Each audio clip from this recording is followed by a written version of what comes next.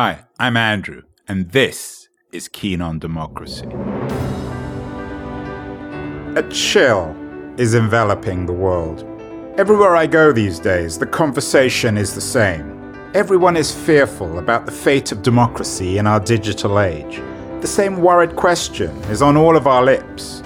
What or who is killing democracy? Everybody wants to know. There's certainly no lack of suspects. Trump, Putin's trolls, Mark Zuckerberg, authoritarian populism, the wall, Viktor Orban, fake news, Brexit, Bolsonaro, surveillance capitalism, Erdogan, Twitter, or, last but certainly not least, the president of the People's Republic of China, Xi Jinping.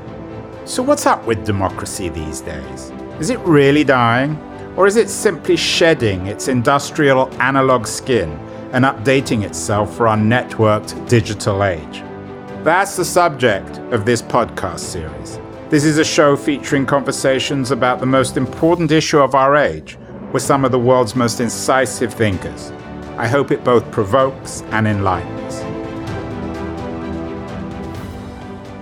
One of the most persistent themes in this podcast has been the shift in the zeitgeist on the relationship between technology and democracy. 10 years ago, it seemed everyone in tech believed that the internet was fostering democracy. Today, however, more and more techies, particularly some of the more idealistic pioneers of the digital revolution, see the internet as undermining democracy.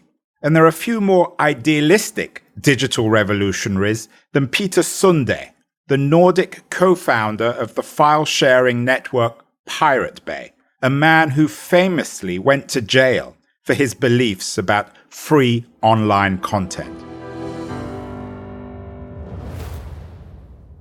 Peter Sunde, the co-founder of PirateBay. Peter, you can't quite remember when you founded PirateBay or when it founded you, but you think it was around 2002 or 3. What were you trying to do? Were you trying to democratize the web, the world?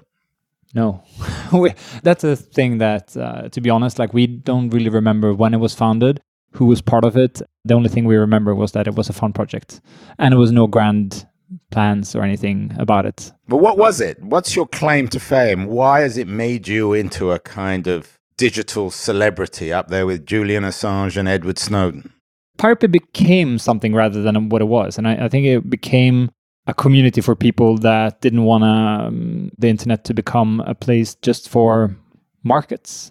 In the core group of PirateBay, we were 3 different people that had 3 different political beliefs. But I think that kind of what united us was that we wanted an internet that was controlled by the people and not by companies.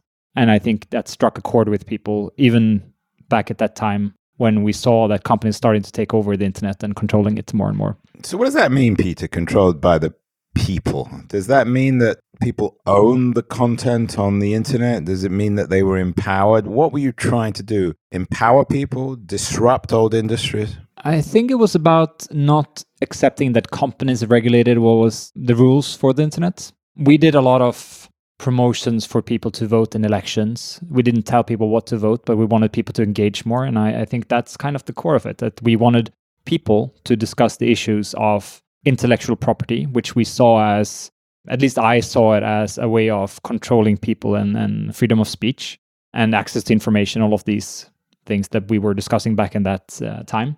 Essentially, that was why PirateBay became much bigger than the other platforms that did the same. It was not just about the piracy, but it was about why we had piracy and why we wanted piracy.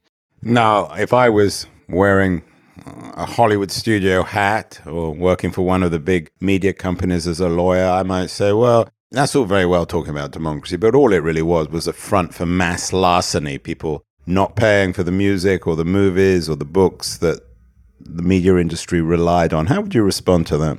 There's many responses to that. First of all, that was not the interesting part of it. It was getting people to have access to this information and spreading culture as we do with libraries. That was our goal. And of course, there was a missing link of how to make sure that people could pay for it. Let's say that. But also, we needed to change kind of how you pay for information where you have all of the information in the world accessible. You can't pay a subscription fee of 50 euros for every newspaper you want to read because you're going to read one article in one of them and then you have 200 you read. So we saw that everything was very different. So we solved one of the problems with access to information. And we discussed and said that now you have a problem that you need to find a business model that suits this if you want to have a business model. But it was not really our big interest in solving that. I, of course, started a company later, a project later, that tried to figure out how to do that. Which is Flatter, which perhaps we'll come to later. Yeah. So you founded this, I don't know what you would call it, a company, a platform? It was a exchange. platform. Yeah, it's more of a community. So you built the technology, you acquired the URL. What did it actually mean to found or co-found PirateBay? We took a software that was open source. We installed it on one server in Mexico that we scrambled to get money for. And then basically we edited the code and made it a little bit better every time we needed some new features. And then in the end, that became the PirateBay. And you were based in Sweden or Finland at the time? I was based in Sweden. Most of the other people were in Sweden as well. One was in Mexico, a Swedish guy. But yeah, essentially Scandinavian. And PirateBay was actually in Swedish in the beginning. The idea was to get people to talk about file sharing and the internet. We were a group called PirateBay, the Bureau for Piracy, which was the guys who founded PirateBay as one of the projects to have a discussion about the internet. So in a sense, it was a kind of similar, at least beginning to Skype, was it? Which was also founded in the Nordics? Yeah, but for different reasons very much. That was very much like a Kazaa, which was the, let's say, the first Skype. Yeah. But I think that we came from an ideological standpoint. We had a goal in mind, and we also wanted to play with technology. That was very much part of it. Whereas Kazaa and Skype was very much about finding a business model, which was the power of PirateBay was that it's never been any sort of business model that made it. It was the opposite. So you founded this thing with a couple of other techies, you sort of 3 or 4 geeks, one based in Mexico. How did that transform into you becoming one of the best known technologists and then outlaws? You went to jail over this. Well, what's the story of PirateBay? Very briefly, at least in your mind. Basically, PirateBay grew, and we, as everyone else, doing the same. It grew because people just used it. Yeah. The ultimate viral success. Yeah, it grew steadily by itself, just word by word, mouth to mouth. And what happened was that, let's say our competitors, I don't want to say that, but other people that ran file sharing services. So what were some examples of those? Mininova, Torrent Spy, ISOHunt, some of these guys. Most of the other ones, also like a lot of smaller ones, they started closing down because they got a lot of legal threats. And when we started receiving them, basically we decided that we're gonna fight these people. Not like in legal cases. Like we were totally sure that PirateBay was legal in Sweden, which it was. They changed the law to actually make sure that they could stick something on the PirateBay. But we replied to Hollywood and the music industry, telling them to fuck off and explaining why we don't care about them. So we were maybe a little bit more rebellious than the other ones. I wouldn't say the PirateBay was better technology because we used the same technology, BitTorrent, but we had a kind of rebellious side to us that we had a why, not only the how, but also the why to why we wanted to do this. And that basically telling people to fuck off always works as great PR. We didn't think about it that way, but we published all of these legal threats on PirateBay. And people linked to that, and people got interested in PirateBay because it became a political movement as much as a file sharing network. Yeah, and the pirate parties, of course, were founded after PirateBay's kind of, let's say, success. Particularly in Scandinavia. In Europe, I would say. Quite big in Europe. When you look back at it now, I know you're ambivalent in some ways about the experience of PirateBay and its achievements. But what do you think was the greatest accomplishment of PirateBay? I would say it's that it made people think a little bit more than just swallowing whole propaganda from the copyright industry. So it's a kind of democratizer, or at least an information democratizer. It definitely, it's an eye-opener. And I think it's also kind of like, people always like the David Goliath story. And there's so many small, interesting things. Like we had this big raid against the PirateBay in 2006 or 2005. I can't remember. We had a few raids. But one of the the police just came into your offices? Yeah, we didn't have offices. That's also like the misconception of PirateBay. So they came into your bedroom or something? No, they came into a data center where the machines were. And they basically took the machines away from PirateBay. Everything was, of course, not interesting because it was all backed up anyway somewhere else. And it was also peer-to-peer, so you couldn't really, there was no large like streaming network it would be in today with thousands of machines. So it took 3 days before we got PirateBay up and running again. I think people liked that we got it up and running, but also like our reply to that was that half a year before it was down for 7 days because Gottfried from PirateBay got so drunk that they tripped over a cable and destroyed one of the routers. So that was a worse problem for us than 50 cops showing up, taking the machines. Like in reality, that's a bigger problem. And, also then seeing that when PirateBay went down, almost half of the internet traffic in Europe disappeared. People realized how big this was and was run by 3 people with, I always say there was 1 drug addict, 1 alcoholic, and a 3rd guy. And you're the 3rd guy, I assume. You can assume that, yes. You talk about the copyright industry. I'm a writer. My rent, my clothing, my kids' education is paid for by the money that comes in for my books. What's wrong with the copyright industry? To begin with, copyright had the idea that you would protect the words written in the books. So you would be sure that that's the actual wording that the author intended.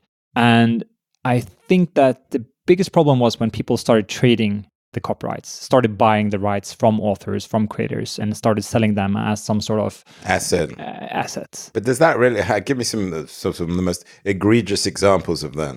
Well, in the music industry, when you were selling CDs, like getting the money back from a CD for an artist would take you like 100,000 copies in some cases before you actually made any money, because you had to pay back the record companies and all of these things. And then they would still own all of the rights in the future. So like basically, I think that a lot of these companies are marketers that understood that a lot of people just want to get their music out. So they made really crappy deals with them by putting this idea of becoming like a rock star in front of them. Like give them a lot of drugs, give them, whatever they want, and let them throw TVs out of the hotel room, and you pay a little bit, and then you make billions of them. And you keep 99% of the money basically yourself. That's the dream of the copyright industry, to basically abuse the same people, the authors, the creators.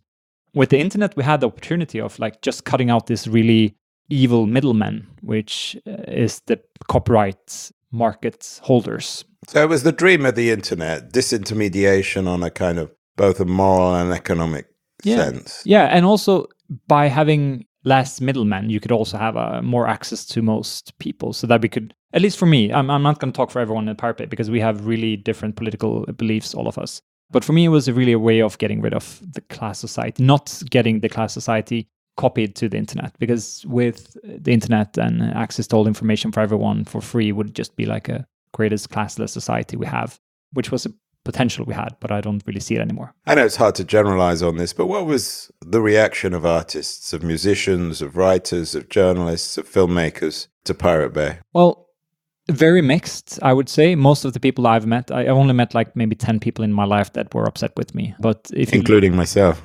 Yeah, but I don't think you're so upset with me.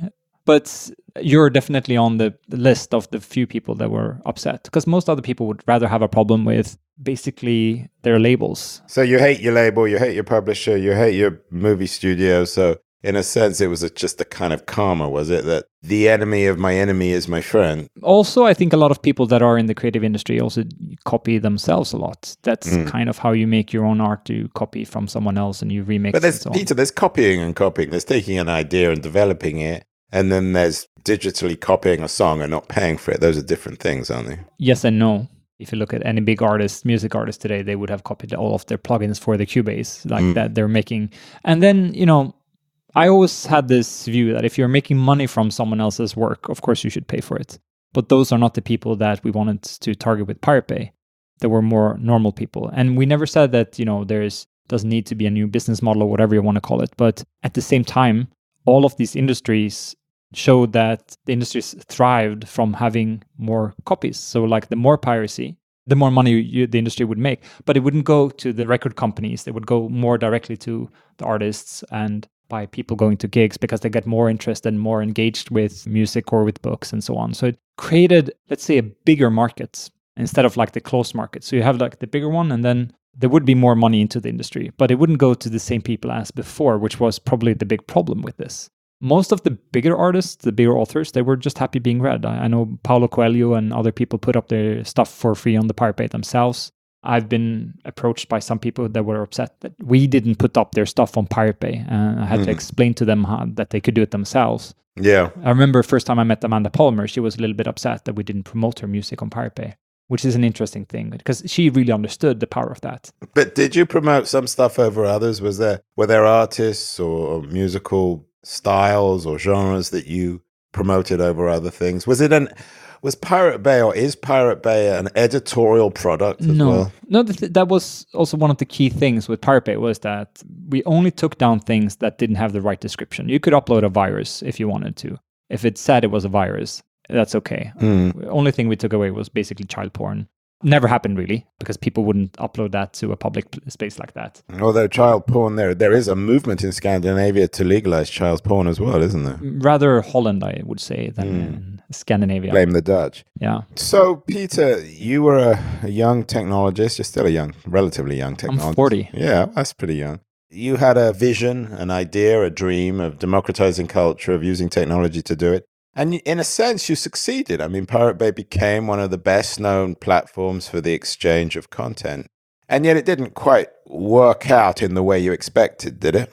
Both yes and no. I travel way too much, and I go to some countries that don't have a market, and people will come up to me and speak perfect English and explain to me how important Pirate Bay has been for their getting access to, let's say, Photoshop, so that they can get into graphics, and now they have a high-paying job because of that, and they're super happy, or they learn to speak English so that they could get a job as a support engineer somewhere, and they downloaded this and this. And people are always coming up to me when I travel someplace to explain this. And these are always to countries that they're not interesting for these big companies to have a market in.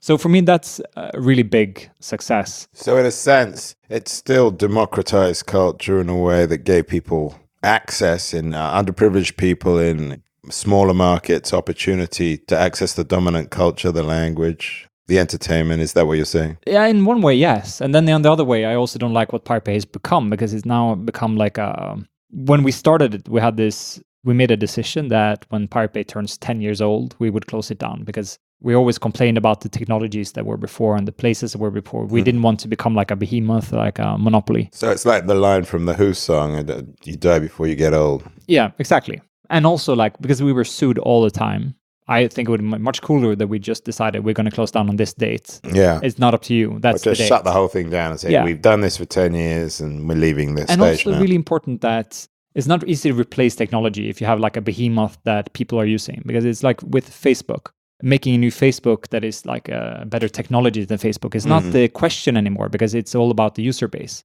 And PirateBay has become exactly the same. Like all of the people that are into piracy, they use the PirateBay, 95% of them. And if you would shut down the PirateBay, there would be such a void that people would have to go to some new place. And you're saying that PirateBay, even today, has a huge user base. Yeah, it's extremely big. It never really declined in usage. So what's the most eye-catching stat about today, about PirateBay, about the amount of people use it, how it...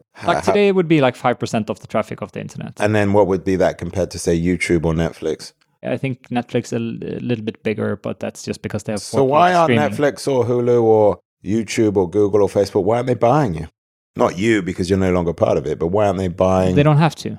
First of all, there's no business model to it. They would only buy it to close it down because they have deals with someone else. They would get sued. I know that when Google bought YouTube, people think that YouTube was started by Google, but they bought YouTube, and before they bought it, they made a deal with all of the Hollywood studios that they wouldn't get sued if they buy it. So, well, YouTube began as not that different from Pirate Bay in some ways. Much worse, because they host the material. Plus, they knew what they were doing. They cared about doing it for money. So for me, it's like always the funny thing is like we made it so that no one was interested in putting money on the table for us. Actually, one time we tried putting Pirate Bay on the stock exchange of Sweden.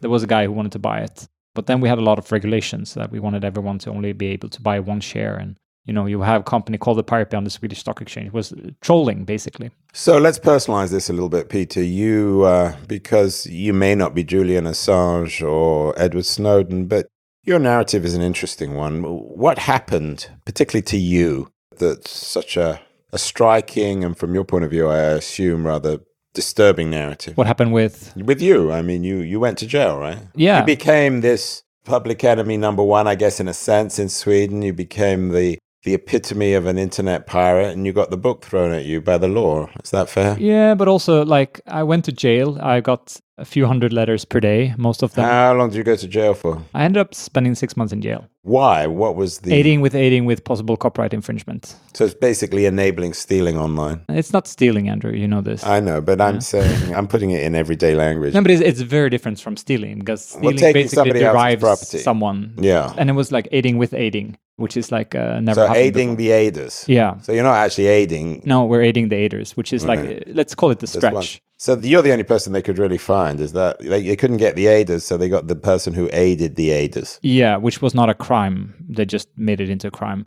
If you look at like the whole court case in Sweden, it was the chairman of the pro-copyright society was the judge in the case.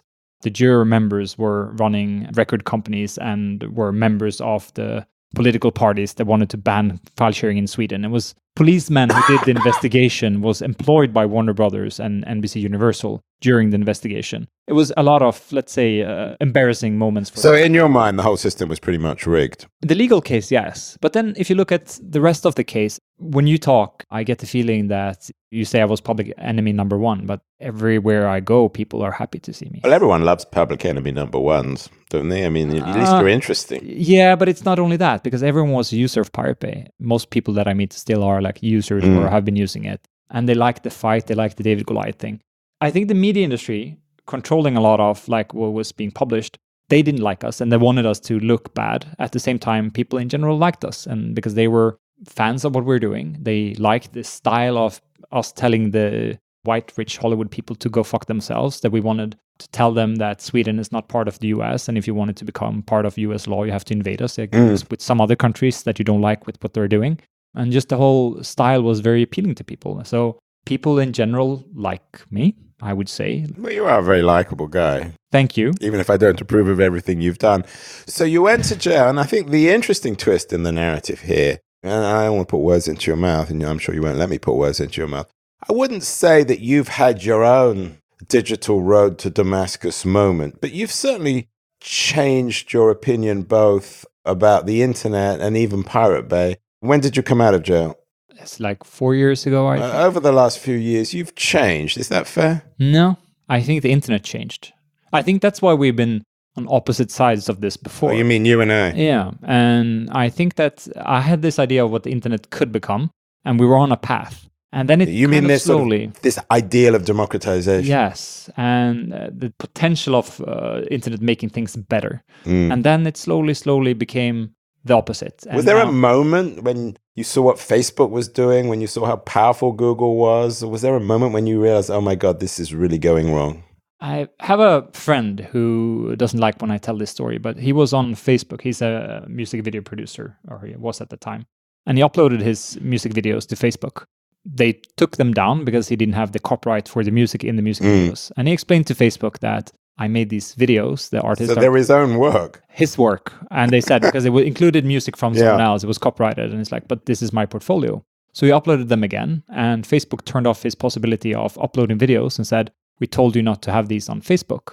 They were not upset that he uploaded them, or like because there would be potential copyright infringement, but he didn't do what they told him. So then he changed profile picture to basically a huge cock and said like, fuck Facebook. Yeah. So they banned him from Facebook. And what happened when he got banned from Facebook for a while is that he no longer had a normal social life, because everyone had started inviting people to birthday parties and updating people to everything going on in their life on Facebook. So he could literally sit on a Saturday evening not being at a party because people didn't invite him because he was not on Facebook, and they didn't know. He just vanished. And they didn't only delete his account, they deleted pictures that he was tagged in on other people's accounts. Maybe they wouldn't do it today anymore, but... So that woke you up. That made you realize that this thing has gone profoundly wrong. They erased him from outside of the internet as well, not only from Facebook, but basically it affected his life outside of internet dramatically, to the level that his friends no longer talk to him the same way, because they just assumed you invite everyone on an event on Facebook, everyone will come. So what was most troubling to you about that anecdote? Was it the sort of the new authoritarianism of companies like Facebook? Was it the fact that they could ruin people's lives willfully without even any thought? Because presumably on the Facebook side, it was some small-time bureaucrat somewhere making these decisions. It wasn't exactly Mark Zuckerberg, right? Or maybe it's because of Mark Zuckerberg, they made that kind of decision. Or even an algorithm, right? There may not even have been a person behind. No, so for me, it was the thing that was troubling was that we somehow slided into this situation where this would happen, have such effects on everyday life. And we never had a discussion or never had someone deciding about the rules and regulations. And every time you talked about regulating the internet, it was not about how to regulate the big corporations on how to get users' rights. In Finland, we made the internet human right. The only country in the world that I know that made it a human right. And when you say we in Finland, I know you split your time between Sweden and Finland, so you're kind of both Swedish and Finnish. I'm not Swedish. I'm Norwegian Finnish. Let's say I'm Nordic. Yeah, you're definitely Nordic. Yeah, but I think that the focus has always been on regulating what you cannot do on the internet and what you cannot do in society, because basically internet and society, it's the same thing. It's just a different medium for the same discussions and everything. So for me, that was the big troubling situation where we didn't have the rights as users anymore. We didn't have the normal rights, and we didn't talk. The discourse was always on how to ban things the users were doing instead of making sure that we had user rights to freedom of speech, ownership of our own data, controlling our own identity. One of the guys we've had on this show, John Borthwick, the CEO of BetaWorks, a well-known investor in New York, he thinks that there isn't that much difference between Facebook and China. Are you suggesting the same thing, that they're both sort of intrinsically authoritarian? Of course they are. The problem is that we willingly select to be on Facebook, whereas to be in China, you either have to move there or you have to be born there. I think Facebook is on a level that's a little bit worse, because in China, at least... Worse than China? In some levels. Like, again, you can't really compare apples to pears.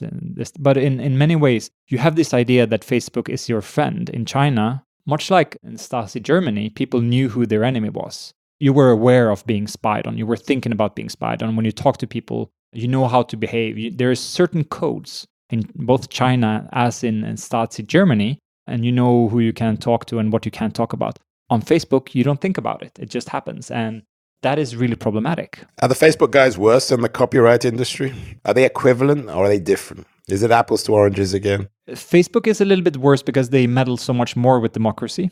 But they operate in the same space because they just see money rather than social impact and social responsibilities. I think social responsibility for Zuckerberg is more like that he doesn't have to go to Congress or to the European Parliament and be held responsible for things. He doesn't really want to have social responsibilities on Facebook. So 10 years ago, everyone talked about Facebook being behind the trigger of the Arab Spring, of democratizing movements all over the world. Today, however, we seem to have a shift towards authoritarianism, whether it's Putin, Trump, Erdogan, Bolsonaro, what's happening in Italy, Poland, Hungary. Do you see a connection between sort of the corruption, at least in your mind, of the digital dream and the crisis of democracy around the world? I think with internet and globalization combined, we live in a world where basically everything is becoming the same in each country. And the problem is that you're going to take the worst of each country and use that instead of the best of each country for some reason. I think that the success of Trump basically bred this situation for Bolsonaro and other people to become like taking control of different countries. And this all comes down to the internet being used the way it is. I wouldn't say the technology is responsible, but I think that... But the two things that are connected and they're working together in parallel is a sort of a complex ball of yarn where they're sort of tied together. Is that fair? Definitely. And also, I think that people still have in their mind that it's something else, that internet is some sort of liberating medium that gives you some sort of freedom. It's very much like an air... I can't believe you, the co-founder of PirateBay, one of the platforms that enabled this, is actually saying that. I mean, that's a fairly radical shift in your thinking, isn't it? I think it's the shift of the internet rather than my world. I went to a really interesting festival in Copenhagen called the Tech Festival. And we had a sit down with 150 people one of the days. These are all people that are entrepreneurs or activists or people interested in social justice, people interested in technologies and how technologies can change the world. And basically, we were sitting in this room, people from big corporations, big media industries, and everyone agreed that the internet got kind of out of hand. So I'm definitely not alone in this kind of view of the thing. But I think our own naivety is the reason for all of this, because we didn't regulate, we didn't decide the rules. So quite striking that the co-founder of PirateBay would be saying that the solution is regulation. I've always been in favor of regulation if it's for the usage of the personal individual using the internet, or that not being different than being a member of society. This is such a complicated problem, putting the horse before the cart. What comes first, fixing the internet or fixing democracy? What should our priority be? Should we be more worried about this corruption of the internet or more worried about the corruption of democracy? Or are they so kind of bound up with one another that to fix one will inevitably mean fixing the other? I think either we fix it and it's hard work, or we wait until it crash. It will have to crash at some point. Crash democracy or the internet? What's the difference? Well, hasn't it crashed? Some people would argue with Trump and Brexit. No, it hasn't crashed. It can be much worse. That's like the lessons we should take from this. How could it crash? Give me some really nightmarish scenarios. Look at the climate crisis. You have people like Trump with so much power, Bolsonaro with so much power, fucking up the world even more, faster. So definitely, that's a troubling situation. Willfully, almost, as if they yes, they want to frack the world, and they want to just cut out everything from the Amazon. This is a business model. It's good for them. It's good for their wallets, and they don't really care about the implications for the next generations and so on. This is directly a problem because of what we did with fucking democracy so much up with the internet and the globalization. I say as you do as well. I wouldn't blame the internet for all of this, of course. It's because we use the internet the way we do. It's the problem of the people using the internet and the problem of people in society. But I think we have to look at internet as a much more integral part of society than we're doing today. We wouldn't regulate phone calls the same way we do with internet. We wouldn't monitor every single phone call because phones could be used for terrorists to plan an attack. We wouldn't do it as easily as we do with internet, where you get so much more information about everything. We just have this grand idea that if you just monitor people, if you just collect information, all of these things, you violate all basic privacy of people, then you can probably catch some terrorists. If you look at how you deal with other things in society, postal, mail, or phone calls, we have a totally different view. And it's because we still think in the back of our minds that internet is some sort of medium for selling goods on eBay or just getting the new Netflix movies or something. We look very much down on what it has become, and we don't really put enough importance to it, which is also why I think we don't regulate it the way we do. We regulate parts of things on top of the internet. So more regulation, as the Europeans are doing, antitrust, regulation around data privacy, regulation on taxes, regulation on the accountability of these platforms. Is that the kind of regulation you're discussing? Either that, which is the sane way of doing it, or we have a revolution, which I don't see is happening. I would prefer a revolution because it would be much quicker. Would? Yes, we should take the internet ownership back, like we should redistribute the resources. Why does Denmark have more IP addresses than, all of Africa? We mimicked all of the shit in real life society on top of the internet. So taking the internet back, I mean, people like Tim Berners-Lee now are trying to do that. And it's not just a pipe dream. I mean, some of the pioneers of the original architecture of the internet are dedicated to that. And I wouldn't say you're necessarily a pioneer of the architecture, but you're certainly an influential figure. Do you think more and more people are trying to do this? I think people understand it better. And going just back to the Copenhagen thing, like the 150 people that met up in that room, influential people. Everyone was on the same page. Who else was there? Give me some examples of influential people. I'm not sure I should. They have to say it themselves. They signed a letter. It's a Copenhagen letter. Okay. You can read it. It's really nice. It's just a formulated letter of things we should think about. Maybe you can put a link in your podcast to this letter and let it speak for And for you are... But what I wanted to say is also like, you say like Tim Berners-Lee and other people talking about taking the internet back. When I was talking about these things before, I was looked at as kind of a rebel for doing this. But I think people started to realize that the views I had and the scares we had 15 years ago about who would control the internet, who creates algorithms, who decides what, like Google with their PageRank. There's a democratic deficit if you don't have transparency into these questions. Like, why did Facebook decide to filter out this and this news thing? We need to regulate them so that we know what they're doing. We need transparency in these areas. And could the technology of file sharing networks like PirateBay, could that be a solution to some of this? For example, filtering out fake news? Yes and no. I think that we shouldn't put too much hope into technologies fixing the problems of technologies. I think that's a pipe dream. Even blockchain? Blockchain is just like the worst of it because that's not... Yeah, I think that's like a ultra-libertarian dream of... Bitcoin. I think it's just like, besides the CO2 emissions from that industry, which is just insane, it's also like a pyramid scheme from the people who had Bitcoins in the beginning and the people hoping to become the next guys who have a lot of Bitcoins.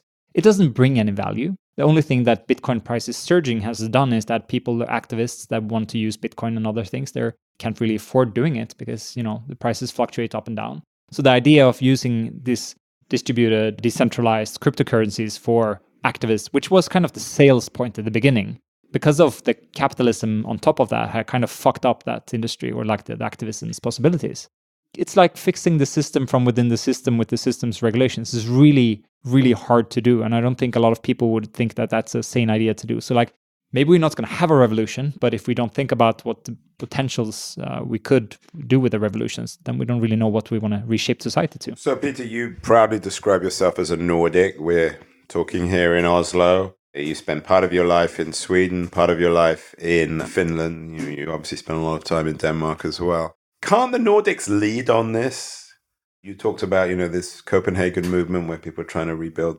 Can't we take the models from Finland or Sweden or Norway in political terms and get this to reform not only society, but also the internet? Hillary Clinton, in a famous debate with Bernie Sanders in the last presidential election, when Bernie started talking about Denmark, said, well, we can't all be Denmark. Can't we all be Denmark here? Definitely. And actually, Denmark is a good example because they're having kind of the Danish government now is really interested in becoming like an ethical data haven. They want to do more ethical tech. That's like a business model for them. And even though I'm not super into business models in general, I think it's a much better business model than basically everything else right now, which is unethical business models. And they've realized that this is a potential. But the problem with politics compared to technology is that technology is moving more and more rapidly. That's kind of the idea of technology. So when we finally have AI in a few years, that is super interesting as a technology speaking, politics will be and needs to be slow, although to actually kind of grasp the situation. Just as we had a slow food movement, we need a slow politics movement. No, we have a slow politics movement. And that's problematic as well, because you can't over-regulate. You can't be too fast with politics because you always lose something if you don't think things through, because it's not for just today, it's for very much into the future as well, right? Technology you can create for today, and if it doesn't work, you just like do something else. Can't do that with politics. There's too much at stake. And that's a problem. So I think that technology and politics aren't really always super compatible in that way. And that we need to figure out how to find kind of like the missing link in between. When are we going to get a book out of you, Peter, on all this, on your life and on your views on capitalism, on the digital revolution, on PirateBay, on Facebook? So I wrote 5,000 pages so far, and it's way too much. I have to cut it out. And you began that in prison? No, way before. In prison, I wrote a sitcom. And did that ever get published? No, I'm going to, after I'm done with the current TV series I'm doing, that's the next project. And all this writing, has it changed your opinion of the copyright industry? When you have a bestseller, you're going to put it all on PirateBay? I hope someone else is going to put it on the PirateBay so I can sue them, because I know everything about it. And that's great PR. You're listening to Keen on Democracy with your host, Andrew Keen. Hello, I'm Jason Sanderson, the producer of the show. Now we're about to take a quick break while we hear from our sponsors, but please stick around as Andrew will be right back to conclude this episode with his 5 takeaways. Hi, my name is Steffi Czerny, and I'm the founder of the DLD conferences. DLD is short for Digital Life Design and explores how the digital age fundamentally changes our world. Founded in Munich in 2005, DLD is now a globally connected community of thinkers, doers, and communicators. We host conferences in Munich, New York, Tel Aviv, Singapore, and Brussels, and we are very proud of our interdisciplinary outlook and even more so of our track record of discovering trend topics early on. Andrew Keen is a long-term DLD friend who has done many interviews at DLD conferences. If you like this podcast, you should join one of our events. Our motto for this year is optimism and courage. We want to put a really positive spin on recent technological developments from AI through blockchain to quantum computing and discuss which impact they have on business as well as politics and society. Visit our website at dld.co and apply for your ticket. Thanks so much for sticking around. Now here's Andrew with his 5 takeaways from this interview. As I suggested in my introduction, the zeitgeist certainly has shifted. As Peter Sunde so poignantly put it, I haven't changed. It's the internet that's changed. And what's changed most of all, he insists, is that Silicon Valley's winner-take-all companies have turned out to be at least as bad as the companies that they replaced. So, as he argues, the surveillance capitalists at Facebook aren't any better than the surveillance authoritarians in China. Indeed, Facebook might even be worse because it has the gall to pretend it's our friend. Meanwhile, he says, YouTube is worse than PirateBay in terms of aiding and abetting the theft of online content. Perhaps the biggest failure of the digital revolution, Sunde argues, is its failure to democratize. Like so many other guests on our show, Sunde sees a connection between the rise of authoritarianism and the dominance of the internet. So, on the internet, what's been lost are the rights of the users, while what's been lost in society are the rights of citizens. Therein lies the tragedy so far of the digital revolution. Like so many other revolutions in history, its outcome is the antithesis of the intention of its founders. Rather than more online or political democracy, what we are seeing are the rise of both winner-take-all internet companies and entrenched authoritarian governments. So what to do? Can we rely on new technologies like blockchain to re-establish the original democratizing ideals of the digital revolution? No. You see, Sunde, who of course co-founded the deeply disruptive file-sharing platform PirateBay, no longer believes that technology is the answer to social or political problems. Describing Bitcoin as a scam, he argues that tech can't fix technology's problems. It's just more of the same. More unaccountable billionaires, more tulip crazes, more exploited online users. But what we forgot to do first time around, Sunde says, is regulate. That's the real headline of this interview, especially coming from the guy who co-founded the libertarian fantasy of PirateBay. That's the wisdom which Sunde has picked up over the last couple of decades. We forgot to regulate. So that's what we've got to do now. Regulate the winner-take-all companies. Regulate surveillance capitalism. Regulate fake news. Regulate racism and misogyny. Yes, of course, there's a poignant morality tale in Sunde's personal history. But I think there's also a cultural lesson here. As a guy who has lived his whole life in Sweden, Norway, and Finland, he is the quintessential Nordic. He even spent a year in a Swedish jail writing a screenplay. And it's his open-mindedness, his ability to change his mind and admit he's wrong, which is what gives his story such credibility. Not all Nordics have Sunde's strength of character, of course, or his propensity to take risks.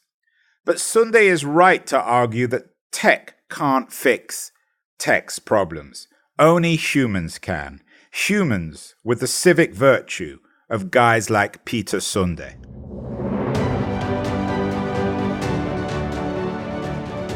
Now, we've got a real big favour that we need to ask. If you like this episode and you've been enjoying the other interviews, we'd sure love it if you headed over to the iTunes podcast app and leave us a review. If you'd like to hear more episodes, there's a subscribe button there and in all other platforms like Spotify, Overcast and Google Play. So head over to one of those, subscribe, leave us a review, share it with your friends if you'd like, and we'd appreciate it so much. Be sure to check out our next episode every Thursday, and from all of us at Keen on Democracy, we hope you have a fantastic day. Next week, we examine the relationship between political democracy and economic globalization with Ian Bremmer, the best-selling author of Us and Them, The Failure of Globalization. I hope you'll join me then.